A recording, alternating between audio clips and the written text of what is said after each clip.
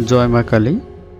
শত বছরের একটি পুরানো বটগাছ থেকে মা কালী ঠাকুরের হাত এবং ত্রিশূল বেরিয়ে আসছে। ঘটনাটি ঘটেছে নীলফামারী জেলার লক্ষ্মীচাপ ইউনিয়নের দাড়িহারায়। এই ঐতিহাসিক ঘটনার সাক্ষী নীলফামারী জেলাবাসী। ঘটনাটি ঘটার সাথে সাথে এখানে হাজার হাজার সনাতনী সহ অন্য ধর্মাবলম্বীরা ভিড় করেন এবং পূজা শুরু করেন। যারা সনাতন ধর্মকে বিশ্বাস করেন না তাদের জন্য এটি বাস্তব একটি প্রমাণ। সবাইকে ভিডিওটি শেষ পর্যন্ত দেখার জন্য অনুরোধ করছে।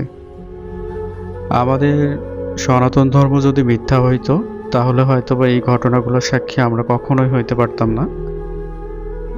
আমাদের সনাতন ধর্ম সত্য বলেই এইরকম ঘটনার প্রমাণ আমরা বারবার পাই। এর আগেও আমরা সনাতন ধর্ম সম্পর্কে অনেক প্রমাণ পাইছি। আমাদের শাস্ত্রে যা আছে তাই আমরা বিশ্বাস করি। এখানে আমরা কোনো কুসংস্কার বা অন্য কোনো প্রথাকে প্রচলন হিসাবে বা ধর্ম হিসাবে গ্রহণ করি না। আমাদের শাস্ত্রে আমরা যা বিশ্বাস করি, আমরা শাস্ত্র সম্পর্কে যা জানি তাই বিশ্বাস করি।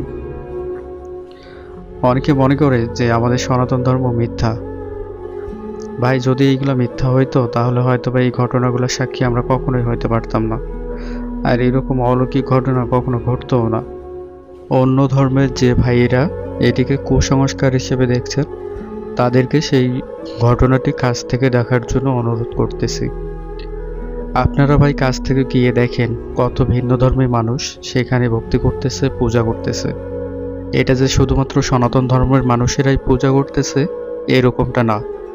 যারা ঘটনাটি কাছ থেকে দেখেছে, যারা কাছ থেকে অনুমান করতে পেরেছে, তারাই এই সম্পর্কে অবগত আছে এবং তারাই ভালো বলতে পারবে। সনাতন ধর্ম একক কোনো ধর্ম না বা কোনো মতবাদের ভিত্তিতে এটি সৃষ্টি হয় নাই। সনাতন ধর্ম সবথেকে পুরাতন এবং আদি ধর্ম। তাই সবাইকে অনুরোধ করব, যারা সনাতন ধর্মকে কুসংস্কার হিসেবে দেখেন তারা এই ঘটনাগুলো কাছ থেকে দেখবেন, তাহলে সনাতন ধর্ম সম্পর্কে আপনাদের ধারণাটাই পাল্টে যাবে।